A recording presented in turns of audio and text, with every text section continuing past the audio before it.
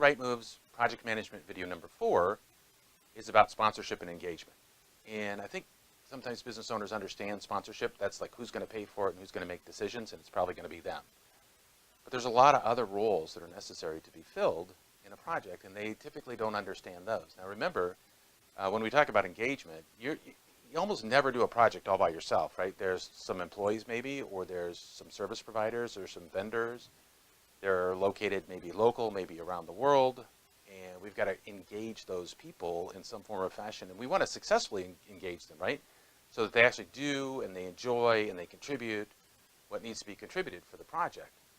So 2 things. Number 1, make sure that you fill out the checklist that we're going to show you, and make sure there's a name associated with every single one of those roles. That's a big deal. And number 2, when you're talking about engagement, obviously you have to identify who it is that needs to be a part of this, but we want them to be active contributors. And ask yourself, what's in it for them?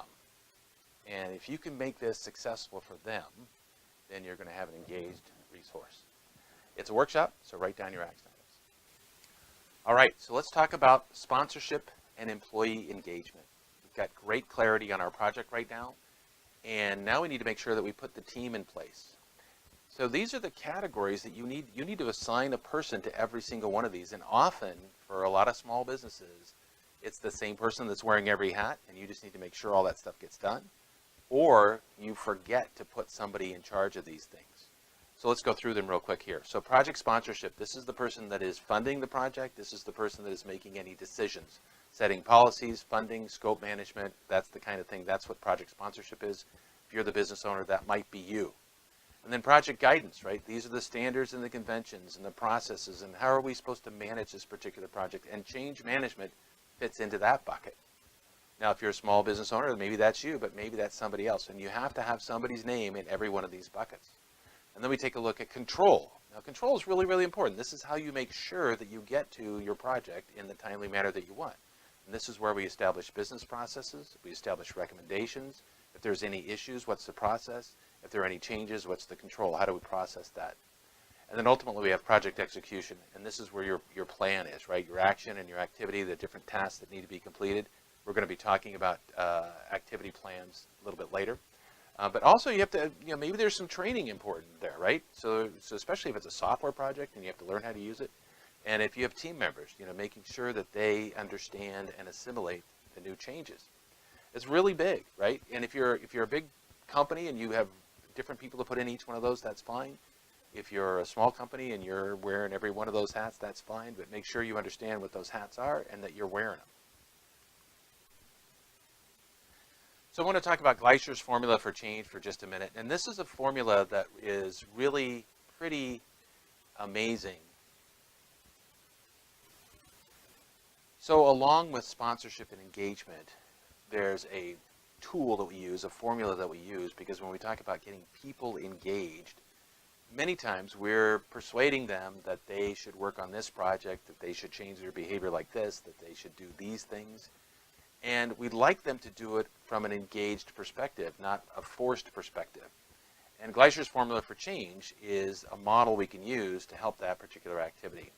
So Gleischer was a clinical psychologist back in the 60s, and he came up with this. And this is just a really simple process for asking yourself, what is it that the person you want to have help from, right? What are they going to get out of this deal?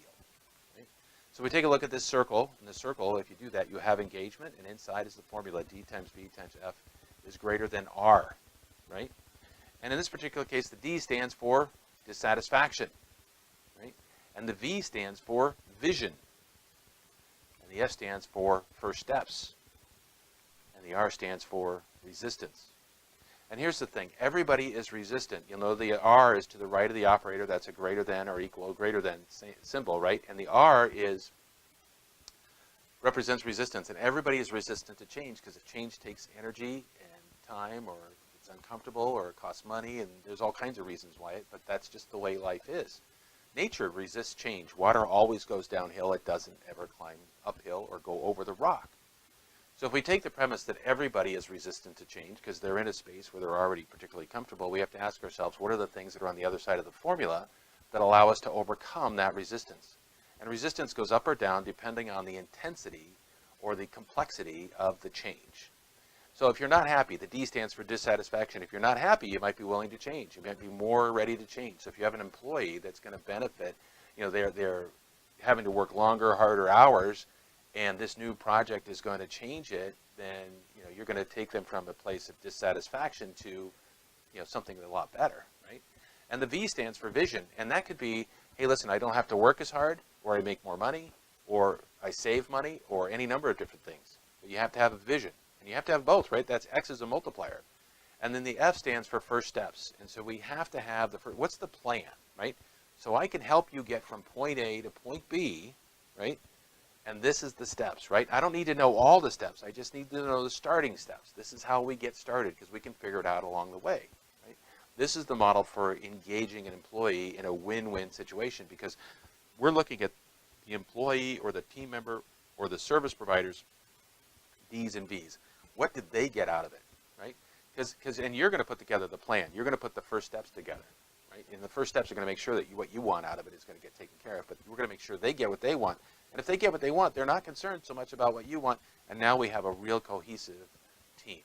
So don't forget Gleiser's formula for change. We talk about it in everyday commonplace activity with all of our coaching activity.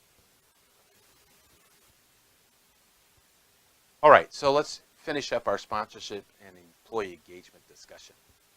We want to answer some key questions, and the answers to these questions help us fill in the boxes from the earlier slide, right? Who cares and why, right? If we know who that is, then we can slot those people into the boxes.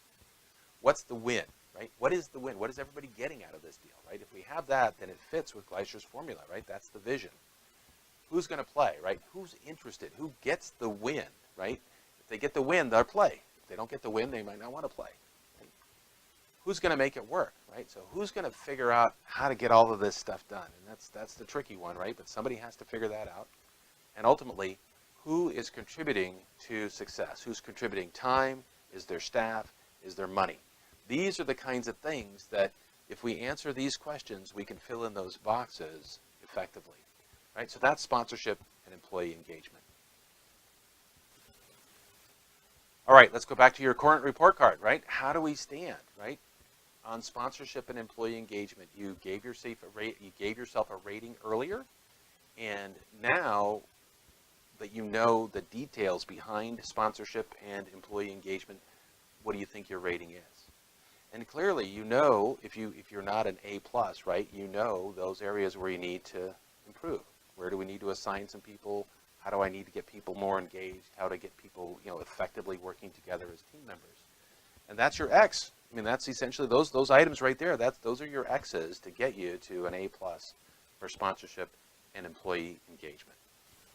All right, so now you understand sponsorship and engagement, and you also understand Gleiser's formula for change. It's been around for a long time. I love that formula. It's really simple.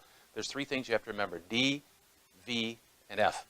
Dissatisfaction, vision, and first steps. That's it. D, V, and F. If you can remember that, then you can work that formula, and you can be much more successful with getting people to engage, persuading them to participate effectively on your team.